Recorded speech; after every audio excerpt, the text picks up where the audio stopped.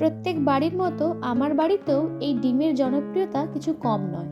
আর যদি একটু অন্যরকম রান্না হয় তাহলে তো আর কোনো কথাই হবে না। আজকে আমি তোমাদের কাছে একটা ডিমের রেসিপি শেয়ার করছি।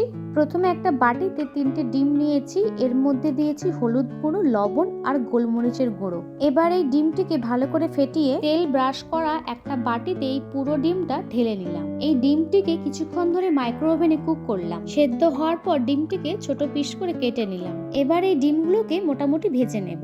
ডিমগুলো ভাজার পর কড়াতে দিলাম সাদা গোটা জিরে আর কাঁচা লঙ্কা কুচি। ফোড়নটি ভাজা হওয়ার পর রসুন বাটা, পেঁয়াজ কুচি, টমেটো কুচি, আদা গুঁড়ো, হলুদ গুঁড়ো, ধনে গুঁড়ো, লঙ্কার গুঁড়ো, জিরে গুঁড়ো আর লবণ দিয়ে ভালো করে কষিয়ে নিলাম। তারপর দিলাম ভেজে রাখা ডিমের টুকরোগুলো। এই মশলার সাথে ডিমের টুকরোগুলোকে ভালো করে মিশিয়ে তারপর পরিমাণ মতো জল দিয়েছি। শেষে দিলাম গরম মশলার গুঁড়ো আর কাসুরি মেথি।